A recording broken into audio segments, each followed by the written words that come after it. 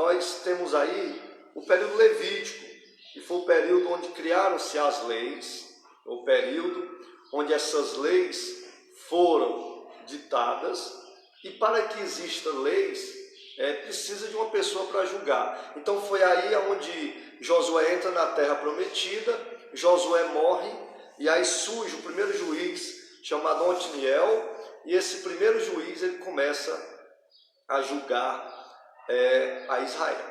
Muito bem, se esse juiz começa a julgar Israel, ele julga pelas leis que foram propostas através de Moisés, certo? Então Moisés, ele pega os 10 mandamentos, pega as tábuas da lei e aplica no meio do povo. Josué leva e faz esse papel, e aí surge oficialmente, a Bíblia diz que foi o Espírito de Deus que fez com que esses juízes fossem colocados no meio de Israel. Nós falamos na aula de número 10 e 11 sobre os juízes. Falamos sobre o primeiro juiz de Israel, que foi Otiniel, depois Eude. Falamos também sobre um outro juiz, que no caso foi uma juíza, a Débora, certo? Que atuou juntamente com Baraque. E eu quero aqui, se os amados quiserem pegar aí na sua casa, vai ficar na live, todos os juízes de Israel que foram Otiniel, Eude, Débora e Baraque, Gideão, Jefté, Sansão, Sangá, Tolá, Jair, Ibizã, Elon, Adom, Eli, Samuel. Eu ainda coloco mais um, que não é oficialmente juiz, mas ele julgou muito a nação de Israel, que foi o Salomão. Quem não se lembra daquela história do Salomão, que as duas mulheres veio, e ele dizendo que tinha um filho, que era do mesmo pai, que tinha um filho, e que as duas, uma dizia que era dela, a outra dizia que era da outra, né? E aí Salomão pede para partir esse filho no meio. E a mãe original, a mãe verdadeira do filho, disse, não, pode deixar para outra. E ali a Bíblia diz que Salomão julga aquele caso e entrega para a mãe que pediu para entregar para outra, porque sabia que era dela, porque o coração doeu da mãe e ele sabia. E a outra disse, pode cortar o meio. Então, Salomão, não oficialmente, mas ele tinha um espírito excelente, sabedoria, até antes mesmo de se corromper com os deuses estranhos, ele também julgou a nação por um período. Mas, fazendo todas essas colocações, eu quero entrar na lição. A Bíblia diz que os amonitas, eles entraram na terra de Israel, eles já estavam também lá antes do pessoal chegar na terra de Canaã, e eles acabaram tomando de conta daquele lugar. E a Bíblia diz que o povo de Israel chega e logo após eles entram na terra, e a Bíblia diz por que eles entram na terra que já tinha gente. E o próprio Deus vai responder na Bíblia que por conta de muitos animais selvagens, Deus permitiu que tivesse povo já naquela época para que pudesse desbravar aquela terra. Quando o povo de Israel chegou na terra de Canaã, já tinha gente, e aí eles lutaram e venceram com aquele povo e ficaram lá. Muito bem. Então, Débora e Baraque, eles venceram um povo chamado os Amonitas. E agora, Gideão, ele entra nessa batalha também, porque o povo fizeram o que era mal aos olhos do Senhor. Baraque e Débora venceram ali o exército de Sísera, né, que era um comandante, né, depois de Débora e Baraque, onde eles acabaram com Sísera e com o comandante Jabim, que era rei de Azon, tá certo? Então eles derrotaram esse rei Jabim, que era rei de Azor, e agora o povo estava tudo em paz, tudo ok, começa ali a liderar os juízes Baraque e Débora, mas aí o povo fizeram novamente o que era mal aos olhos do Senhor, e ficaram nas mãos do povo chamado agora os midianitas. Quem eram os midianitas? Os midianitas, eles são da descendência de Midian. Quem era Midian? Midian era um filho do próprio Abraão com uma mulher chamada Quetura, que depois que Sara morreu, ele casa-se novamente, tem aí essa mulher chamada Quetura e tem um filho chamado Midian. Para quem não sabe, Midian não é um nome feminino, é um nome masculino, né? Ele foi o quarto filho de Moisés, esse Midian. E ele daí se rebelou e surgiu aí os homens chamados os midianitas, que era perito em trabalhar com ferro, né, na arte de ferreiro. Eles eram ótimos para isso aí. Então os midianitas surgiram daí, certo? Então a Bíblia diz que o povo fizeram o que era mal aos olhos do Senhor. Mas o que o povo fizeram? O que eles fizeram de tão mal assim? Vamos para a revista para a gente iniciar. Ele vai dizer: os juízes de Israel são um lindo exemplo de como trabalhar. Deus escolheu as coisas loucas desse mundo para confundir as sábias e escolheu as coisas fracas desse mundo para envergonhar as fortes, a fim de que ninguém se vanglorie na presença de Deus. Muito bem.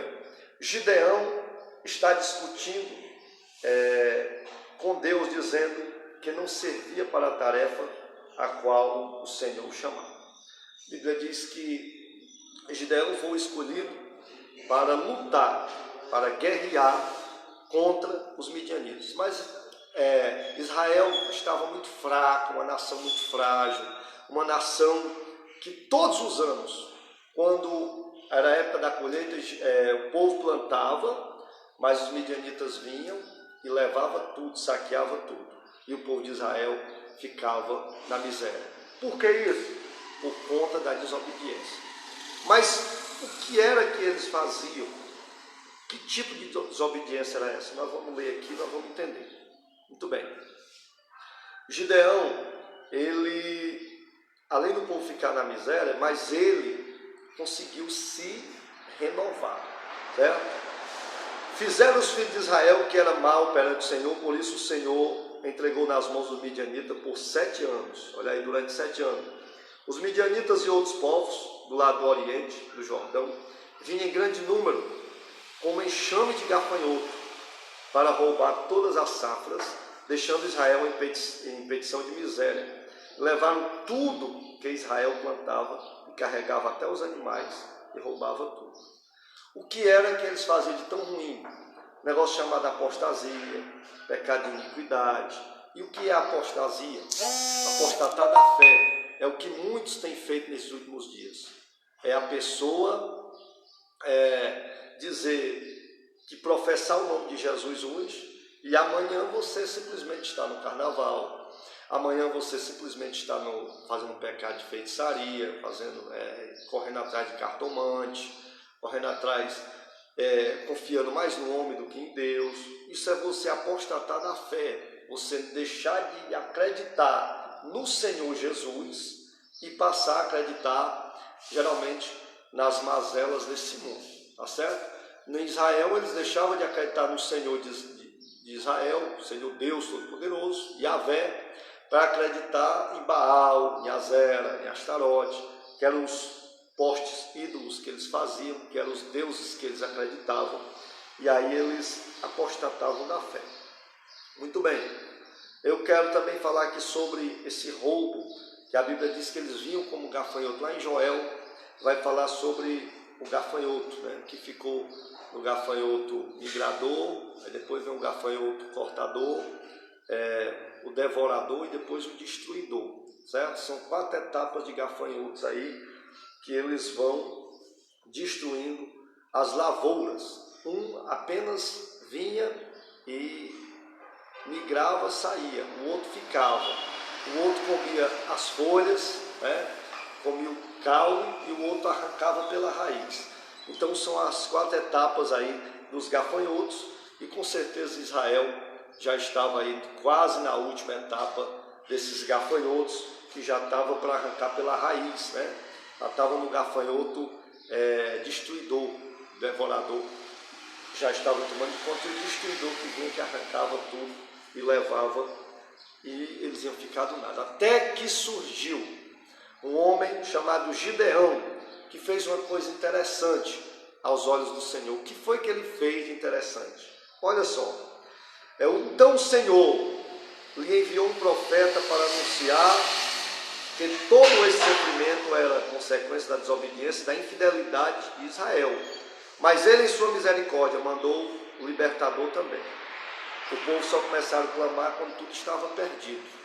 Interessante, né? Que as pessoas só clamam a Deus quando tudo está perdido. E aqueles, muitas vezes, quando tudo está ok, não tem tempo. Porque tudo está bom demais, eu tenho que passear, eu tenho que andar, eu tenho que sair com a minha família. Tudo isso faz parte. Mas a Bíblia diz que nós temos que remir o tempo. E o tempo do Senhor, ele não pode, de maneira alguma, ser trocado por nada. Nós vivemos um momento caótico. Nós passamos um carnaval aí, com o povo apostatando. Apostasia é aquilo ali.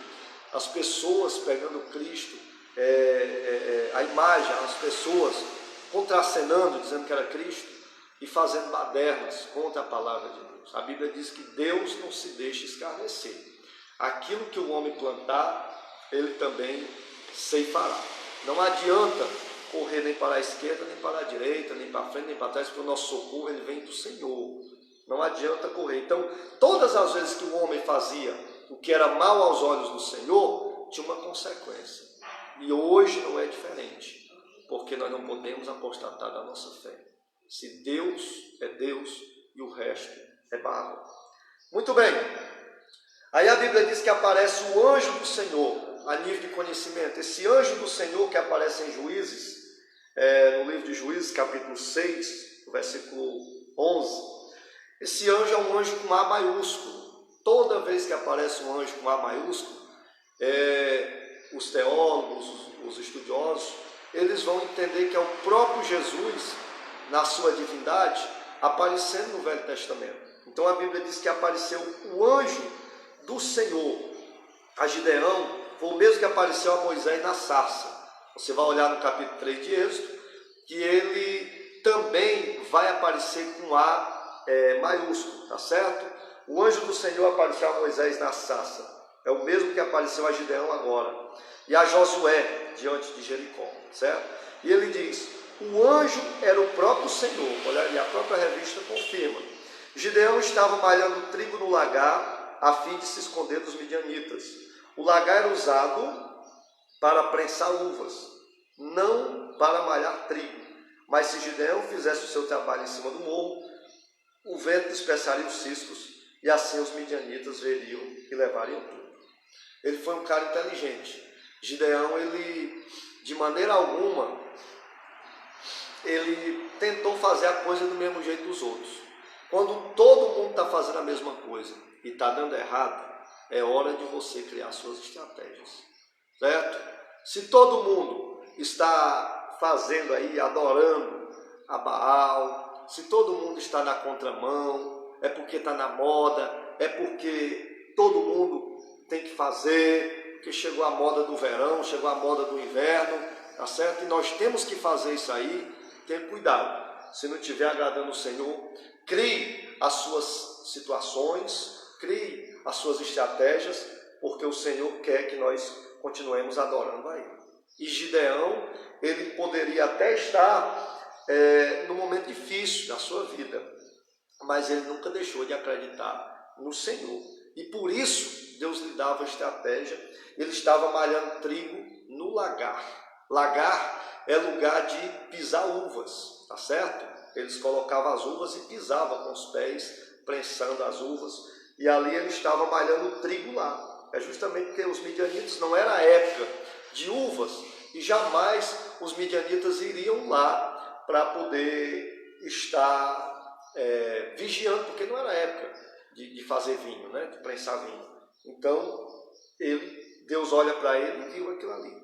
Deus nunca vai chamar ninguém desocupado. Ele sempre vai chamar alguém com estratégias, que tem ali, que tenta se virar, que já esteja executando alguma coisa, que seja responsável. Então você pode ver aí na Bíblia que ele sempre vai chamar alguém corajoso, cara que passa por cima das adversidades, de pessoas que se reinventam, de pessoas que não se conformam com a situação. Então essas pessoas é que o próprio Deus vai chamar para fazer a sua boa obra. Nesse momento difícil que nós estamos passando, Deus conta comigo e com você, que nós viemos se reinventar. O que estamos fazendo aqui é nos reinventando, trazendo uma escola bíblica, trazendo um estudo para você através da live. Estamos nos reinventando para que o reino de Deus seja propagado. Ninguém arreda o pé, todo mundo aqui na batalha, orando, buscando a presença de Deus, porque os midianitas irão passar e nós estaremos malhando o trigo no lagar, e o Senhor está vendo e vai extirpar o mal do meio de nós. Glória a Deus. Vamos continuar aqui nossa lição. A Bíblia vai falar para Gideão, que Gideão era um homem que ele contava para que ele pudesse vencer os midianitas. A Bíblia diz que os midianitas eram como a areia do mar, lá no acampamento deles.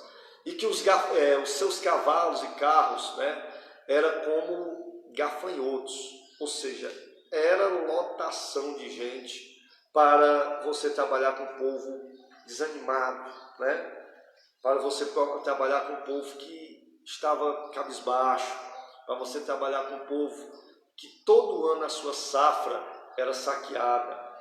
Mas Deus anima Gideão. E a Bíblia diz, a revista vai dizer o quê? A história vai contar. Revelou que Gideão não se esqueceu da história do seu povo e das maravilhas que Deus havia feito, tirando os israelitas do Egito. Então, o povo poderia até ter apostatado, mas Deus via ainda um espírito de temor dentro da vida de Gideão, no coração de Gideão. Nós vamos ver ali a história também de Ló, que quando Abraão chega para pedir misericórdia de Deus, ele disse: se houver 10 justos, o Senhor não vai acabar com Sodoma e Gomorra? Deus disse: não acaba. Mas foram procurar, não encontraram. Só encontraram apenas Ló. E você pode ter certeza que Sodoma e Gomorra só não foi destruída logo por causa da vida de Ló, que era israelita, que entrou para lá achando que era uma coisa e depois era outra. Então Deus ele não deixou de maneira alguma Ló ser consumido pelo fogo e enxofre. Ló foi consumido pelas suas próprias concupiscências, mas não porque Deus o permitiu que acontecesse uma catástrofe, porque ele veio para cumprir a sua palavra, ele livrou. Muito bem, Gideão também, Deus mostrou para ele como o Senhor desafiou o seu servo, também o preparou e fortaleceu para a tarefa. Como resposta a todas as dúvidas de Gideão, o Senhor declarou: já que estou contigo, ferirás os midianitas como se fosse um só homem. O Senhor disse para ele: não vai precisar tu fazer muita coisa não, tu não vai brigar não, tu vai ferir os midianitas como se fosse um só homem e tu vai vencer. Mas Gideão, por causa da sua incredulidade, ele não acreditou. Gideão pediu algo para fortalecer a sua fé, pediu uma prova. Então preparou uma refeição para o seu visitante, que era o próprio Senhor. Este, em vez de comer, mandou que colocasse tudo sobre uma rocha. E quando tocou a oferta com a ponta do cajado, saiu fogo da rocha e consumiu tudo. E ele mesmo desapareceu.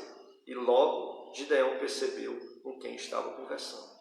Ele fez a prova com o Senhor. A Bíblia vai falar que no mesmo capítulo, em Juízes capítulo 6, versículo de número 18, diz o seguinte. Deixa eu ler aqui para vocês rapidinho. 18. Rogo-te que não te apartes daqui, até que eu volte e traga o meu presente, e ponha diante de ti. E ele respondeu: eu esperarei aqui até que volte. O presente era um sacrifício, que queria sacrificar, tá certo?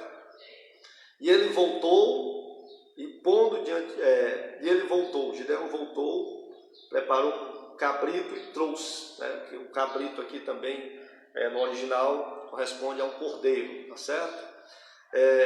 Preparou um cabrito e trouxe, e pães sem levedura, ou seja, pães sem fermento, é o símbolo do Velho Testamento, o símbolo do pecado, era o pão com fermento no Velho Testamento, que eles não faziam, por isso que Paulo vai dizer que agora nós estamos anunciando o novo nascimento, ou seja, um pão sem fermento, ou seja, porque o fermento do fariseu que Jesus diz que é a conversa, aquilo que é bem pequenininho, que se torna grande.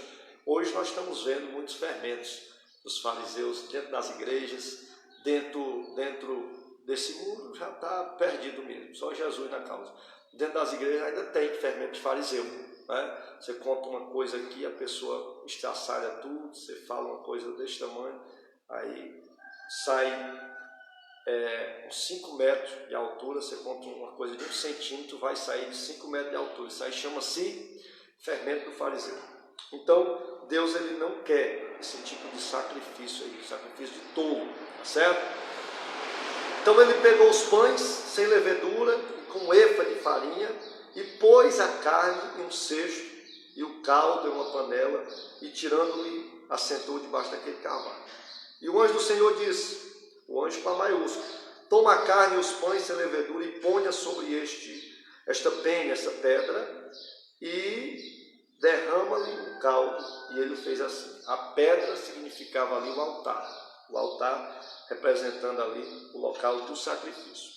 E estendeu o anjo do Senhor o cajado que tinha na sua mão e tocou com a ponta da carne e os pães sem levedura, e subiu o fogo da penha, o qual consumiu a carne e os pães sem levedura, e o anjo do Senhor desapareceu diante dele. Então, Gideão ofereceu sacrifício ao Senhor, coisas que os israelitas não tinham, não estavam oferecendo, estavam com muito tempo que não estavam oferecendo. Eu pergunto para ti nesta manhã, uma aplicação, que tipo de sacrifício estamos fazendo pelo Senhor? Pastor, mas não há sacrifício. E o meu pastor diz que não é mais tempo de fazer sacrifício, porque o sacrifício de cordeiro, Jesus já fez o maior sacrifício. A Bíblia fala do sacrifício de louvor, nós temos que dar a Deus, né?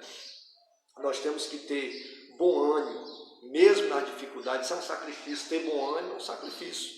A pessoa está doente, mas ela está com um sorriso na cara dizendo, Deus está no controle.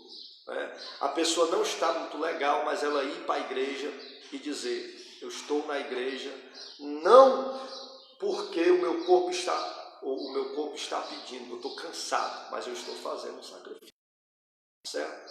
Gideão ele fez um sacrifício a Deus, porque em meio à tribulação, em meio à tempestade, mas ele acreditou que o Senhor estava com ele. Muito bem. O Senhor continuou animando Gideão que deveria derrubar o altar de Baal e que fizesse um para o Senhor. Olha só, eles tinham espalhado postes ídolos. O que é um poste ídolo? Por todos os lugares. Poste ídolo é uma imagem de escultura que eles colocavam como símbolo. Tem uma cidade aqui do Ceará que na entrada dela tem umas velas como símbolo. Tem outras que tem monumentos de pessoas que já morreram, né? Fizeram agora aqui na entrada da cidade de Tianguá. Isso chama-se postes ídolos. É uma coisa grande, um poste que não sai dali, que não se move, mas representa um ídolo, uma entidade que alguns o adoram, se corrompem e praticam a idolatria através da confiança nesse tipo de Deus pagão, ou que não seja, mas aí viram. Geralmente se bota na entrada e saída da cidade, né? Eu até abri um parênteses aqui, muita gente também faz cemitérios nas entradas dentro da cidade. Cemitério era para ser fora, 2, 3 quilômetros fora, dentro fora do acesso, convívio das cidades, porque também já são pessoas que faleceram e teriam que ser afastadas, e a Bíblia diz, Israel, todos os cemitérios de Israel são fora da cidade, longe da cidade. Então não é uma coisa legal ter tanto poste ídolos como cemitérios dentro da própria cidade. Amém? Muito bem. Louvar a Deus pela vida de todos os amados, de Eli Santo, Diácono Luiz Carlos, irmã Regilane, irmã Thaís, todos aí ligadinho na live, né? A Bíblia diz que Gideão, ele pede mais prova a Deus e ele diz: Senhor, eu quero mais uma prova que eu vou vencer os midianitas, porque o ser humano ele tem por si, dentro dele mesmo, a incredulidade. E ele disse: eu vou colocar uma lã, e essa lã, quando eu colocar no chão, eu quero que amanheça ela molhada e todo o chão enxuto. E assim o Senhor fez. Mas mesmo assim ele disse: eu quero de novo. Agora eu quero que a lã amanheça enxuta e todo o chão molhado. No segundo dia. Então o Senhor fez novamente. E aí a Bíblia diz que Gideão começou a acreditar que era mesmo o Senhor que iria livrar. Era 7 anos de taca, como diz a história. Era 7 anos na mão dos midianitas. Era 7 anos de peia, como diz aqui no Ceará. Era 7 anos, irmãos, de opressão maligna. Mas mesmo assim, o Senhor tinha um projeto, propósito na vida deles. Não há luta que não passe, não há tempestade que não cesse, porque o dono de tudo é o Senhor Jesus. E Ele tem a chave para fazer cessar todo o mal. Vamos lá. Então, depois disso, a Bíblia diz que ele foi juntar o povo. As tribos estavam feitas, todas as tribos, as 12 tribos. Quem foi que formou as tribos? As tribos foram formadas por Moisés, depois Josué. E mais eles estavam acovardados, porque toda vez que os midianitas vinham, levavam ali o seu povo, levavam ali as coisas, os mantimentos, né?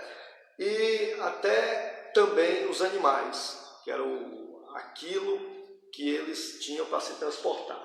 Muito bem, agora trabalhar com o povo desanimado, acovardado, mas mesmo assim ele foi, acabou juntando 32 mil pessoas. Depois dessas 32 mil, ele junta esse povo, e a Bíblia vai dizer que ele chama o povo e diz: aqueles que são covardes e medrosos, pode voltar. Você que casou agora, você que está com medo de deixar sua esposa em casa e perder a guerra e falecer, você que não tem coragem, você que não acredita no poder de Deus, voltem. E a Bíblia diz que voltaram, ficaram apenas 22 mil, não é isso? E a Bíblia diz que de 32 mil saíram ali, ficou um número menor, e Deus, Juízes capítulo 7, versículo de número 3, que diz assim: agora pregou aos ouvidos do povo: quem for medroso e covarde, volte, e retire-se da região montanhosa de Gileade. Então voltaram do povo 22 mil, desculpa aí, ficou apenas 10 mil. E disse o Senhor a Gideão: ainda há povo demais, faz-o descer as águas, e ali os provarei. Aquele de que eu disser, este irá contigo, esse contigo irá. Porém, todo aquele que eu te disser, este não irá contigo, este também não irá. E fez Gideão descer o povo às águas. Então o Senhor disse a Gideão: qualquer que lamber as águas com a língua, como lambe os cães, esse porá a parte, como também a todo que se abaixar de joelho e beber. E foi o número dos que lamberam, levaram a mão à boca, 300 homens. Todos os restantes do povo se abaixou e se ajoelhou a beber água. Então o Senhor disse a Gideão, essa aqui é uma revelação linda: com esses 300 homens que lamberam as águas, eu vos livrarei e darei os midianitas nas tuas mãos. De 10 mil ficou apenas 300. Vamos lá, para cá. A Bíblia diz em Mateus capítulo 26, versículo 41, vigiai e orai, para que não entreis em tentação, porque na verdade o espírito está pronto, mas a carne é fraca. Primeiro, vigiai ou orai? Primeiro, vigiai. O que aconteceu com aqueles homens foi exatamente isso. A Bíblia diz que dos 10 mil homens, apenas 300 levaram a mão com a água, levaram a boca, né? E os outros se ajoelharam e beberam, meteram o rosto dentro da água e beberam. E apenas os que ficaram foi os que levaram, né, a água na boca. Isso representa o quê? Vigilância. Primeiro vigiar, depois orar. Muitas pessoas estão, primeiramente, orando. Você pode fazer os dois, mas não adianta eu passar o dia inteiro orando e assim que eu sair eu não vigiar e pecar. Não adianta eu passar o dia inteiro clamando ao Senhor e a primeira pessoa que eu ver, eu andar com contenda, eu querer destruir. Então, primeira coisa, eles levaram a mão na boca e vigiaram. Olharam para um lado, olharam para o outro, se ligaram. Os outros já entraram logo e se ajoelharam. Né?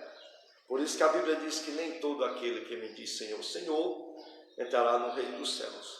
Então, primeiro, vigilância. A vigilância, às vezes você pastor, eu não sei nem orar, não aguento nem orar muito tempo. Mas eu sou vigilante. Eu procuro não cair, eu procuro ficar de pé, eu procuro ficar ligado. Pois pronto, pois essa é uma das maneiras mais corretas que o cristão deve se ater. Então, vigiai e orai. Não é orar e vigiai. Primeiro, vigilância. Depois, oração. Né? Os dois têm que andar juntos. Mas a sequência é vigiai e orai. Porque você vigiando, você não cai em nenhum tipo de mazela.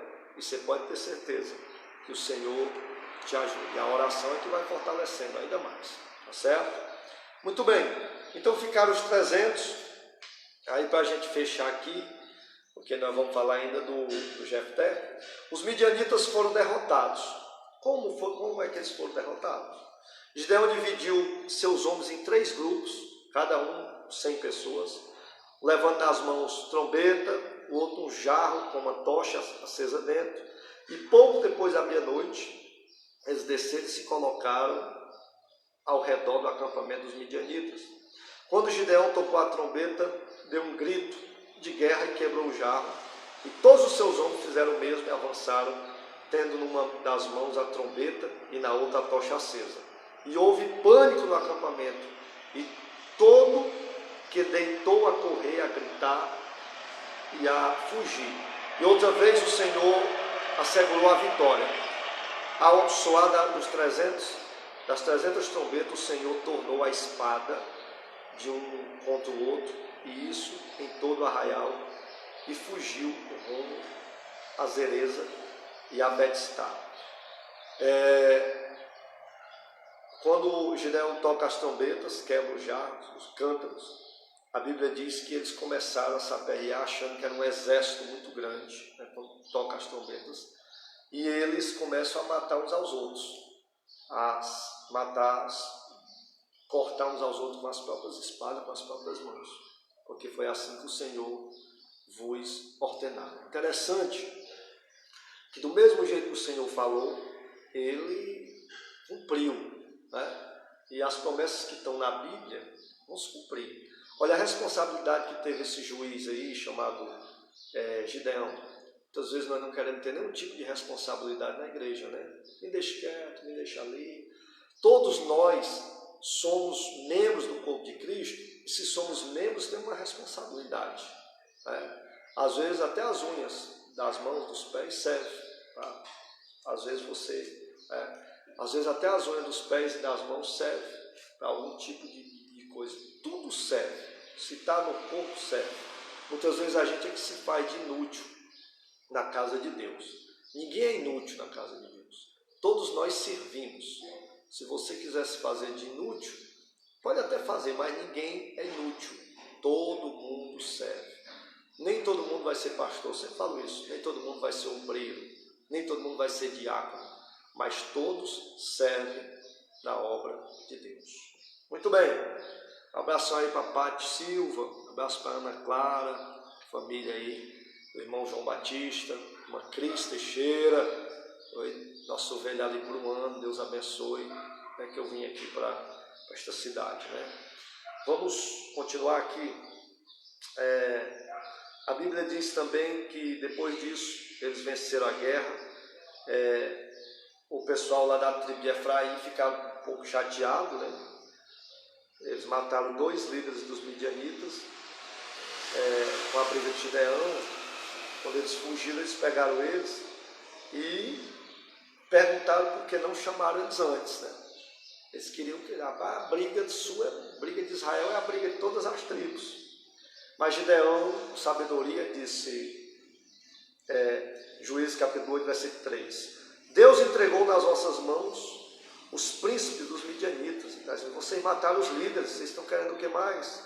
Oreb e Zeeb, que pude eu fazer comparável com os que fizestes? Então, falar-lhes estas palavras, abrandou-se a ira para com eles. O pessoal de Efraim ficaram bravos e ele usou de sabedoria e disse, rapaz, nós matamos só os fraquinhos, vocês mataram por líderes, vocês tiveram a honra de dissipar aí os cabeças, né? Então Gideão usou essa estratégia. Os nossos líderes, nossos pastores, tem que ter sabedoria para que a gente não tenha a ira dos nossos próprios irmãos e dos ímpios também. A gente tem que usar sabedoria, tá certo? Depois disso, que eles mataram os líderes e venceram os midianitas, né? O pessoal do Juízes capítulo 8, versículo 23, disseram, Gideão, vem reinar com a gente, vem ser o nosso rei, Gideão. Não tinha acabado ainda o tempo também dos juízes, mas eles pediram, vem reinar com a gente, vem reinar sobre nós, porque tu é um cara legal, tu conversou com o pessoal aí de Efraim, eles não zangaram contigo, você venceu de 32 mil pessoas, você venceu com 300. Aí Gideão disse, mas a glória não é minha, nem eu, nem meus filhos, nem ninguém vai reinar sobre vocês. Quem vai reinar sobre vocês é o próprio Deus, tanto reinar sobre eles, como reinar sobre nós. É o Senhor que vai reinar, eu não quero reinar sobre ninguém, eu quero é que alguém reine sobre mim, e eu quero é que o próprio Deus reine sobre mim. Então nem eu, nem meu filho. Então ali foi criado, aí em diante, foi criado, Gideão pediu uma oferta de ouro e fez um éfode. O que é um éfode? Ele fez uma estola sacerdotal, um vestuário sacerdotal, que estabeleceu na sua própria cidade. O éfode era uma espécie de estola usada pelo sacerdote. A do sumo sacerdote continha as pedras Urim e Tumim, com as quais se buscava a orientação do Senhor. É possível que Gideão tenha feito um éfode dele por esse motivo. Infelizmente, para os israelitas, veio a ser um objeto de idolatria, como aconteceu com a serpente de bronze que Deus mandou fazer a Moisés. Esse negócio de idolatria aí já vem das antigas, como diz aí aqui no Ceará, né? O pessoal, eles sempre procuram uma coisa para se apegar, eles sempre procuram uma coisa palpável, né? E Jesus disse assim, eu sou espírito, e importa que os verdadeiros adoradores os adorem. Ele diz, Deus é espírito, que ele é espírito. Importa que os verdadeiros adoradores os adorem. Adore a Deus em espírito e em verdade. Tá certo? Não é por um poste ídolo. Tem gente que só acredita e vira um crente também. Eu até estava falando aqui no culto de doutrina, e eu dizendo, Tomé disse, se eu não ver as feridas, se eu não ver as marcas, as mãos curadas de Cristo, eu de maneira alguma acredito. Depois que Jesus ressuscitou, eu não estava acreditando, porque Jesus aparece para os 10 agora, né? Porque Judas tinha morrido, tinha 12 discípulos. Judas tinha morrido e Tomé não estava. E ali Jesus aparece no meio dos 10. Não tinha sido escolhido ainda Matias. E eles falaram para Tomé, Tomé, o mestre veio aqui, ele apareceu, ele ressuscitou. E Tomé disse, se eu não ver as feridas e as marcas, se eu não colocar a minha mão sobre o corpo dele, de maneira alguma eu acreditarei. Um dia eles estavam lá reunidos, no sábado, no sabate, e eles se reúnem, e aí Jesus vai, aparece e diz, Pai seja convosco, e diz, Tomé, vem cá, põe aqui as mãos sobre o meu lado, põe aqui as mãos, olha aqui minhas mãos como está. E diz, Tomé, não seja incrédulo, mas seja crente, Tomé, seja crente. A incredulidade é que faz com que a gente se afaste do Senhor. Muito bem, vamos para frente aqui. Então, o que tinha nesse éfode? Não tinha só o Urim e o Tumim, como foi colocado aqui na revista. Eram um peitoral que colocava aqui, né? E aqui tinha o urim, uma pedra chamada urim, e o tumim, que um servia para rebater toda maldição, o outro servia para a revelação, né? E tinha as 12 pedras. Que 12 pedras são essas? Representavam as 12 tribos, 4 mais 4 mais 4, né? E essas 12 pedras, elas representavam ali as 12 tribos que ficavam aqui no peitoral do sumo sacerdote, assim como o urim e como o tumim, tá bom? Então, servia aí para a revelação. Gideão cria essa modalidade logo após a guerra contra os midianitas. E aí a Bíblia diz que encerra-se aí o reinado, vamos dizer assim, o reinado não, o julgador Gideão, né? Aquele que fez aí o seu papel. Depois disso entra um outro juiz, né? Outro magistrado chamado Jefté. Gideão venceu lá os 300. O propósito de Deus era para quê? É isso que a gente tem que procurar. Qual é o nosso propósito? O que é que Deus tem para com a gente? Todo mundo tem um propósito. Deus tem um propósito na vida de todo mundo. E todo mundo precisa cumprir esse propósito. Você já achou o seu? Já encontrou o seu? Então todo mundo tem um propósito. Vamos lá. Quem era Jefté? A Bíblia diz que depois que os midianitas foram derrotados, né, o povo tornaram a fazer o que era mal aos olhos do Senhor de novo. Aí entra em cena, agora sim, os amonitas, localidade de Amon, eles entram pressionando o povo de Israel e oprimindo novamente. Então, entra aí agora um juiz chamado Jefté. Jefté, ele foi juiz por 6 anos. Ele era da tribo de Gade. Ele era filho de um homem chamado Gileade, com uma concubina, uma prostituta, né? Mais especificamente com uma prostituta. As concubinas eram empregadas que faziam seus serviços para os donos das casas. Jefté era homem valoroso, mas sendo filho de uma prostituta foi expulso pelos seus meios irmãos, para que nada tivesse de herança do pai. Ele fugiu de casa e ficou morando ao leste do Jordão. A Jefté se juntou a um grupo de homens vadios que saía com ele. Sem dúvida aqueles homens eram com Jefté, gente rejeitada pela sociedade, e vivia com os cangaceiros, roubadores. Jefté tinha somente uma filha, que era a grande alegria da vida dele. Muito bem. Então, ele foi criado junto com seu pai, mas quando ele cresceu, meus irmãos dele, que ele era casado, o pai dele, Gileade, casou-se com uma mulher, teve filhos, mas ele não era filho daquela mulher e por isso foi expulso do meio do seu povo e ele saiu de casa. Só que houve uma guerra contra uns homens chamados os Amonitas. Israel de novo abandonou o Senhor e começou a cultuar deuses estranhos, a fazer cortiços de novo. Tinha acabado de receber a vitória algum tempo atrás, com 300 homens que não precisaram se mexer tanto e ganharam com Gideão. Agora começaram a fazer o que era mal aos olhos do Senhor.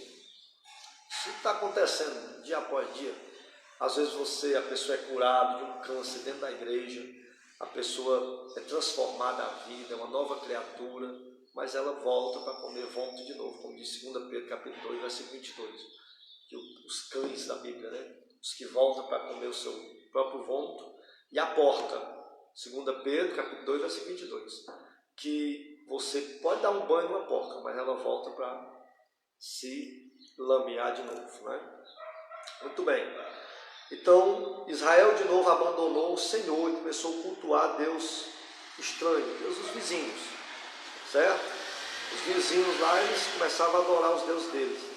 Deus novamente o castigou, deixando os filisteus, e agora os amonitas oprimiram o povo. Agora, não só os filisteus, mas como os amonitas. Pecou uma vez, Deus livrou, pecou de novo. a pancada veio maior dessa vez. E quando os israelitas clamaram ao Senhor, Deus lhe disse que pedisse ajuda aos deuses que cultuavam. Então, cultuando aos postes ídolos, pois vão lá clamar a eles para ver se eles fazem alguma coisa. Né? Interessante que na hora do aperto, aí a pessoa se lembra. O cara vai para o médico, vai para não sei para quem, para o psicólogo, psiquiatra, vai para a macumbeira, para a feiticeira. Aí quando nada mais dá certo, ele diz, vai para a igreja dos crentes, vai procurar Jeová, vai procurar o Deus deles lá que ele resolve. Por último, e aí aconteceu assim com Israel. Eles cultuavam os deuses pagãos, não resolvendo nada, estavam de mal a pior. Porque uma vez que você aceita Jesus, irmãos, não pense que se você sair, a sua vida vai ser a mesma. Não é uma máfia não, mas Jesus está dizendo, você conheceu a verdade o libertou, pronto. Se você voltar para a mentira de novo, nunca mais você vai ser o mesmo. Portanto, permaneça na fé. Quando os israelitas clamaram ao Senhor, Deus disse que pedirá ajuda. Vai lá, peçam ajuda aos falsos ídolos, falsos deuses. E eles responderam, pedindo perdão e tirando os deuses falsos do seu meio. Então o Senhor teve compaixão deles e começou a agir. Mais uma vez, o povo só procura a Deus no aperto. Aqui, nesta lição, nós vemos por várias vezes. Né? O negócio é sério, viu? O irmão Leozão está dizendo, o interessante é que pagava esses homens sem valores para a sociedade, se capacitavam para o seu trabalho. É verdade, irmão. Deus é Deus. Deus sempre pega aquilo que é mais do baixo escalão, né? A Bíblia diz lá no Salmo 113, versículo 7 e 8, que Deus pega o homem do pó e do monturo e ergue e limpa, coloca um novo canto na boca e faz se assentar à mesa dos príncipes do povo de Deus. Isso era eu e você que estávamos amassados do pecado. E Deus fez isso conosco e continua fazendo. Né? Tem muita gente que diz assim, mas depois que fulano fez tudo que não presta, agora vai ser crente. Você queria que ele fosse o quê? Um satanás, um bandido? Você é crente mesmo, mudar de vida. A Bíblia diz que bendito é aquele, bem-aventurado o homem, que não anda segundo o conceito dos ímpios, que não se detém no caminho dos pecadores, que não se assenta na roda dos escarnecedores, que muda de vida. E antes tem um prazer na lei do Senhor, e nela medita de dia e de noite, será como árvore plantada junto ao ribeiro, e dá o seu fruto no tempo certo. E as folhas não caem, e pode vir a estação que vier, mas sempre estará verdinho, e sempre terá fruto. Muito bem. Vamos finalizando aqui, já passando para a parte final. Eles estavam em apertos e a Bíblia diz que eles se reuniram para o combate e sentiram falta de um bom líder. E se lembraram de Jefté. Jefté podia ser filho de uma prostituta, mas ela negava a sua liderança. Às vezes ninguém dá nada por você, não dá nada por mim, mas porque às vezes a gente não é bem sucedido financeiramente, mas os dons que Deus nos deu, os talentos que Deus nos deu, isso aí ninguém pode tirar. Isso aí foi o próprio Deus que nos capacitou e todo mundo tem que ver a liderança que você tem, os talentos que você tem, os dons que você tem. Tá certo? Então pediram que lhe voltasse para liderar na campanha contra os amonitas, sob a condição de ser chefe deles depois. E Jefté aceitou. Interessante que Jefté aceitou. Ele saiu como cauda e voltou como cabeça. Deus honrou, Deus deu dupla honra para ele. A Bíblia diz que depois da vergonha sempre virá a dupla honra para aqueles que permanecerem com o Senhor. Aqui ele tinha tudo para se desviar, esse rapaz. Ele tinha tudo para não permanecer. Ele foi junto com esses caras ruins, os cangaceiros, os ladrões, porque não aceitaram ele no meio da sua casa. Mas ele não se desviou, ele sempre colocou a confiança no Senhor. Liderou até aqueles cangaceiros lá. Tem gente que quando quer se desviar, o pastor pode implorar, a igreja também, mas só depois que ele sente falta, é que ele vai pedir perdão, né? Foi aquilo que eles fizeram. E Jefté tentou de todas as maneiras ficar, mas eles não deixaram. E aí quando eles sentiram falta do líder, aí foi que eles foram lá. Então, fique tranquilo, deixa Deus trabalhar, que vai dar tudo certo. Antes de começar a guerra, Jefté tentou convencer os amonitas da irregularidade e da ação deles, explicou que Israel não tinha atacado o território amonita, mas que a terra que agora estava oprimindo foi dada a Israel pelo próprio Deus. Ele foi conversar, mas mesmo assim eles não quiseram conversa não. Mas vamos guerrear. Então Jefté relembrou, revelou um bom conhecimento da história do seu povo, a qual usou para mostrar que a sua guerra era justa. Ele sabia o que estava passando, com quem estava lutando, e sabia também que o Senhor iria dar a vitória. Aí a Bíblia diz que o Espírito do Senhor, que é o Espírito Santo no Velho Testamento, que habitava, o Espírito Santo habitava por porções no Velho Testamento, juízes, reis, profetas e sacerdotes. Juízes, reis, profetas e sacerdotes. Depois que Gideão aceitou chefiar, liderar ao povo de Israel, a Bíblia diz aí em Juízes capítulo 11, versículo 29 até o 33, ele diz: Então o Espírito do Senhor veio sobre Jefté, e ele partiu para a luta, e foi de encontro aos filhos de Amon, a combater contra eles, e o Senhor os entregou nas mãos de Jefté. Assim foram subjugados os filhos de Amon diante dos filhos de Israel. Outra vez fica claro que a vitória foi operada pelo Senhor, proclamou do seu povo. O Senhor estava preparando Jefté nas duras experiências da mocidade, quando ele se tornou líder de bandido, desterrado, e depois quando o Espírito do Senhor veio sobre ele. Então há coisas, há males, há coisas negativas que vêm para nos moldar. Eu sempre digo que tem coisas que hoje você não está entendendo, Hoje tem coisas ruins na tua vida, mas amanhã você vai entender exatamente qual foi o propósito, para que o Senhor tinha feito isso ou está fazendo isso. Então tem coisas que vêm, que a gente pensa que é para nos destruir, mas na verdade é para nos fortalecer. A Bíblia diz que quando eu penso que estou fraco, aí é que forte eu estou. E quando eu penso que estou forte, aí é que fraco eu estou. Porque a Bíblia diz também: maldito o homem que confia no homem, que sou eu mesmo, não é no próximo, e na força do seu braço. Confiar no outro não é essa questão. Tá? A Bíblia diz que maldito o homem, tá? Fora de cogitação, que confia em mim mesmo, imagina nos outros, no sentido de achar que ele é alguma coisa, que ele pode alguma coisa. Ele está dizendo: bendito, bem-aventurado aquele que confia no Senhor, que coloca todas as suas forças no Senhor. Então, quando ele diz maldito o homem que confia no homem e na força, ele está dizendo maldito eu que confio. Todas as vitórias da tua vida vêm do Senhor.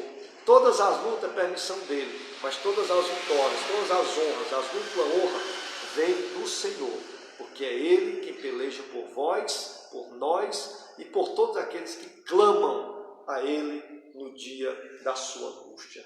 Louvado seja o nome do Senhor. Muito bem, a Bíblia também vai falar, a primeira ação da Jefté, quando voltou, o voto de Jefté. Vamos ver aqui um negócio aqui interessante. Era previsto, Jefté fez um voto ao Senhor dizendo: se me entregastes os filhos de Amon nas minhas mãos, quem primeiro da porta da minha casa me sair ao encontro, voltando eu vitorioso, este será do Senhor, e eu oferecerei o holocausto. Como era o holocausto? Teria que pegar a pessoa e queimar, fazer um sacrifício. Mas o Senhor, ele é contra qualquer tipo de sacrifício humano. Vamos ver aqui, é um tema muito polêmico. Era previsto na lei que pessoas ou animais podiam ser votados ao Senhor. Nesse caso, as pessoas seriam entregues para trabalhar no santuário, como foi o caso de Samuel, ou podia ser redimidos. E a primeira a saudar Jefté, quando voltou vitorioso para casa, foi a sua filha amada.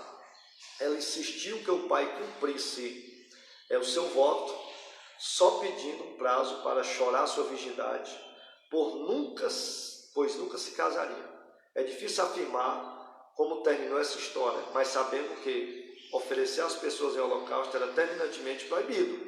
Muito bem, vamos entrar aqui para você não ficar com dúvida. Jefté, no sentido literal da palavra aí, que se nós formos,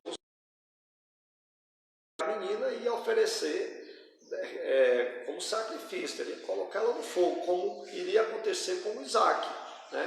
Que Deus não deixou, porque Isaac não poderia ser queimado, porque Deus não aceita o sacrifício de pessoas. Jefté pega a sua filha e agora ela iria ser oferecida. Mas entenda uma coisa, Deus fez esse propósito com Jefté, não foi por causa da filha dele, mas porque ele queria livrar os os amonitas do meio de Israel. Ele queria dissipar os amonitas do meio de Israel. O que nós vemos aqui é que a Bíblia vai dizer que essa jovem, ela vai para os montes, né, chorar a virgindade dela e depois ela volta. A Bíblia não diz também que Jefté ofereceu ela, queimou ela no holocausto.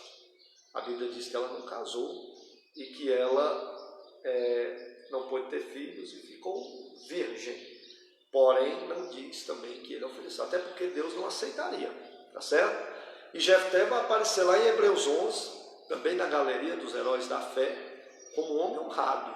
Se ele tivesse feito isso, eu acredito que ele não fez, e Deus não aceitou esse sacrifício, ele não estaria na galeria dos heróis da fé, em Hebreus 11. Portanto, descartaremos todas essas possibilidades. Eu não quero acreditar.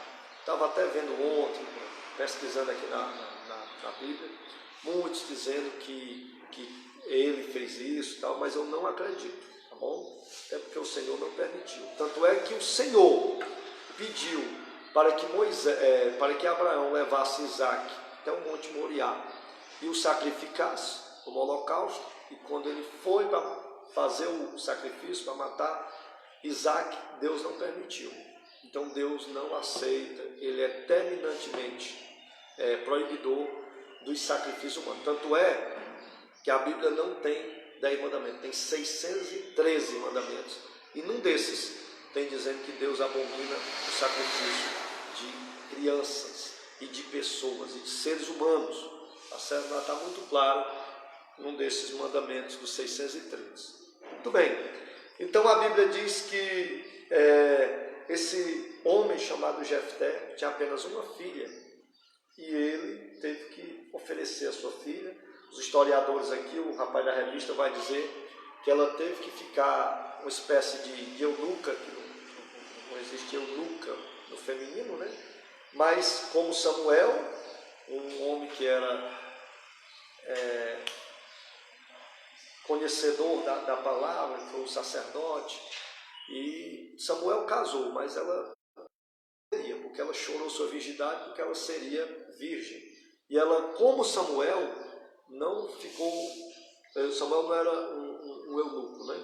Ele era um nazireu, não podia tirar a barba, não podia cortar o cabelo, mas ela ficou no templo servindo, segundo os historiadores, que é o que é mais relevante, tá bom? Então não vamos levar em consideração aí, essa questão que a filha de Jefté foi jogada no holocausto e queimada viva, como assim algumas pessoas tendem a levar por esse outro lado, tá bom? Então, nós vamos finalizando por aqui. Agora, quem fazia isso, se vocês esperarem só um pouquinho, foi dois reis, né? O rei Acais e o rei Manassés, que era um rei de Judá. Se vocês quiserem abrir aí, em 2 Crônicas, capítulo 28, né? Eles colocaram seus próprios filhos para ser queimado vivo, né? E o Senhor abominou esse tipo de prática, certo? Vamos lá, 2 Crônicas, capítulo de número 28, que depois aí o livro dos reis, tá bom? Primeiro as Crônicas, capítulo 28, versículo 3, que diz assim: porém Deus me disse, casa no meu nome, porque és homem de guerra. Essa aqui é a primeira as Crônicas, desculpe, segunda as Crônicas, capítulo de número 28, versículo 3, que diz assim: queimou incenso no vale do filho de Hilom, e queimou a seus filhos no fogo, conforme as abominações dos gentios, que o Senhor expulsará de diante dos filhos de Israel. Ou seja, o Senhor não compactua com esse tipo de coisa. Sacrificou e queimou incenso nos altos, nos outeiros, como também debaixo de toda a árvore frondosa. Ou seja, quem era que podia queimar sacerdote? Queimar incenso? Apenas o sacerdote, ou o sumo sacerdote, ele que poderia. E quem era que poderia queimar gente como sacrifício? Ninguém. Então, esse rei Acais, pensa nos reis ruins, esses reis aí de Judá e depois de Israel aí, de 20 e tantos reis, 3, 4 foram reis bons, o restante todos reis maus, tá certo? Outro cara também que fez isso foi um rei chamado Manassés, né? Que ainda está no mesmo livro, capítulo 33, versículo 6, ele vai dizer o seguinte: fez seus filhos passarem pelo fogo no vale do filho de Hilom, a mesma prática. Foi o que ele fez também?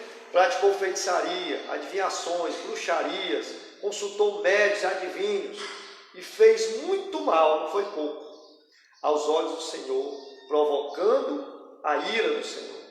Pois a imagem feita na casa de Deus, da qual Deus tinha dito a Davi e Salomão, seu filho: nesta casa de Jerusalém, que escolhi de todas as tribos, porém eu o meu nome para sempre. Tudo isso foi feito por esses reis e Deus abominou. Então, o que aconteceu com Jefté, depois vocês podem pesquisar, Juízes capítulo 11, versículo 30 e 31, você pode ler lá. Não foi isso, porque se fosse, Deus tinha abominado, era abominação. E o que é um pecado de abominação? O pecado de abominação está lá em Levítico, capítulo número 18, as abominações, o pecado de abominações. A Bíblia diz que até a terra vomita os seus moradores, que praticam o pecado de abominação. Lá em Provérbios, vai falar sobre os pecados de abominação também, né? Olhos altivos, línguas mentirosas. Ele diz assim: o Senhor odeia, mas a sétima ele abomina. Qual é a sétima? Irmãos que se levantam contra os próprios irmãos, fazendo contendas. Essa daí sai um pecado de abominação. E quais são os outros? Casamentos, vê a nudez do pai, vê na nudez da filha, o filho vê na nudez da mãe, o irmão com a irmã. Nós estamos caminhando para esse tipo de coisa nos fins dos tempos, né? Assim como foram nos dias de Noé, o povo comia, bebia e dava-se em casamento. O que leva a crer que era esse tipo de casamento. Nós não estamos longe de chegar lá. Se Jesus não voltar logo, eu acredito que ele vai voltar, mas mesmo assim ainda vai acontecer na terra. Nos Estados Unidos, estava até falando no culto outro dia, já estão fazendo aí casamento civil de gente com animais. Isso aí é muito terrível, né?